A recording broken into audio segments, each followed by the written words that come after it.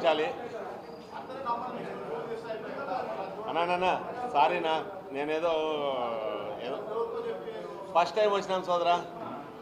అన్న క్షమించాలి అందరూ.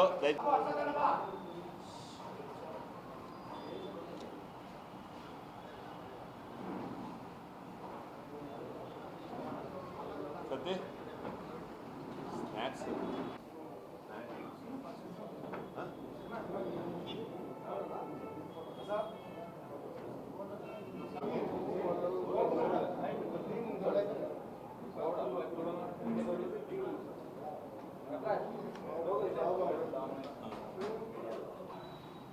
ఈరోజు ముఖ్యంగా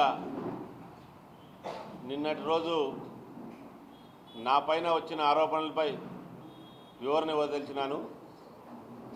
నిన్నటి రోజు కళ్యాణదుర్గం డిఎస్పీ గారు మారుతి చౌదరి కుట్ర చేసి వీటిని బయటికి తీశాడని చెప్పారు. ప్రభుత్వాదానికి గండిపడుతుంటే దాన్ని వెలికి తీయడం కుట్రనా? ఇది మా ప్రభుత్వంలో గత ప్రభుత్వం నుంచి జరుగుతున్న దోపిడీని, గత 4 సంవత్సరాలుగా కళ్యాణదుర్గం నియోజకవర్గంలో జరుగుతున్న దోపిడీని పక్కనున్న మీ సేవా సెంటర్ వ్యక్తులు తెచ్చి కొన్ని పేపర్లు నాకు ఇస్తే వాటిని ప్రభుత్వాధికారులకు పంపినాను నేను. ఇదేమైనా కుట్రనా? దీన్ని కుట్ర అని పలు మీడియా ఛానళ్ళలో నా పైన విస్తృతంగా డిఎస్పీ గారు చెప్పినట్లు వచ్చింది.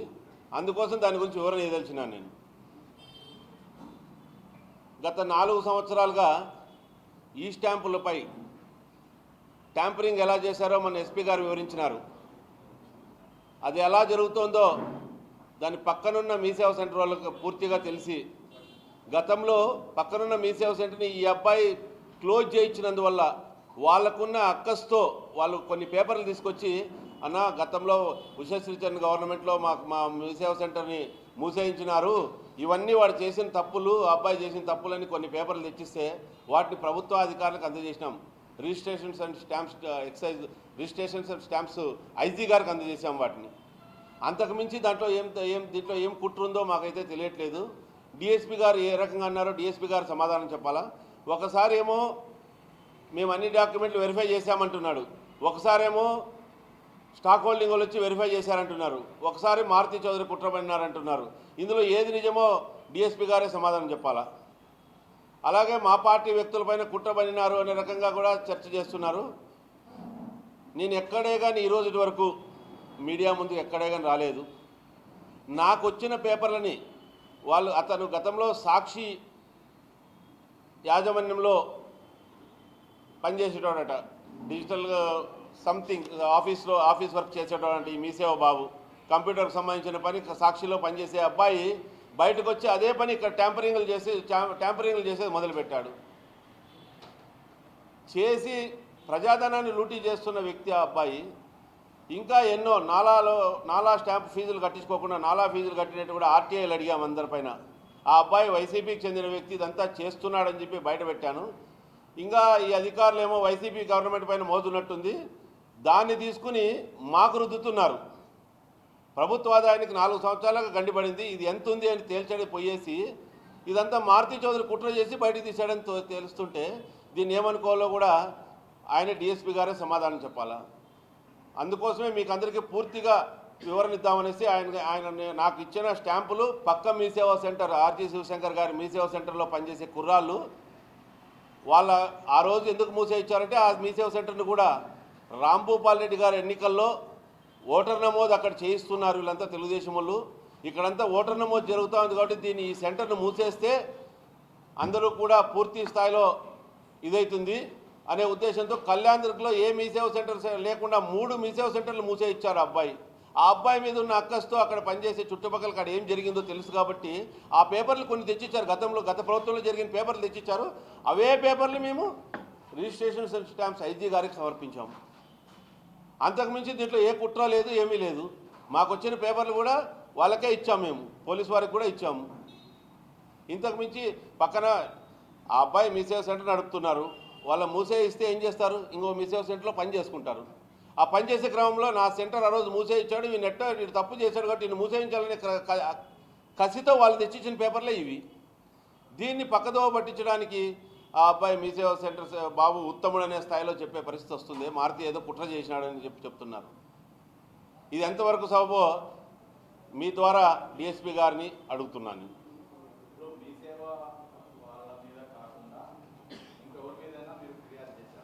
మేము ఎవరి మీద ఫిర్యాదు చేయలేదు.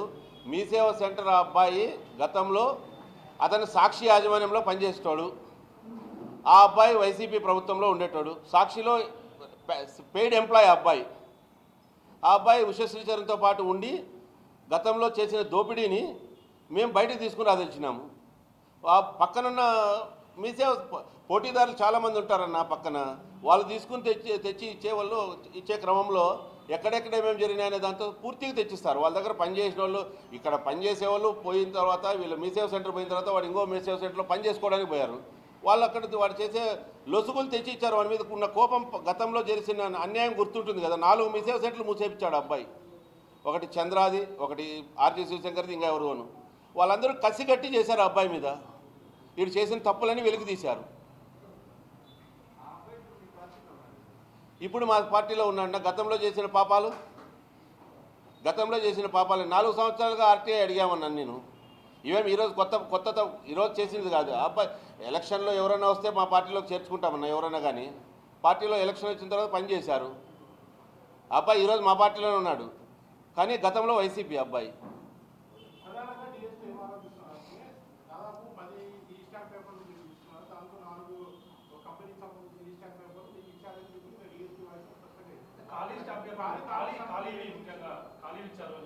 పక్కనున్న మీ సేవ వాళ్ళు మాకేం పేపర్ రూపంలో కాదు, వాట్సప్ చేశారు.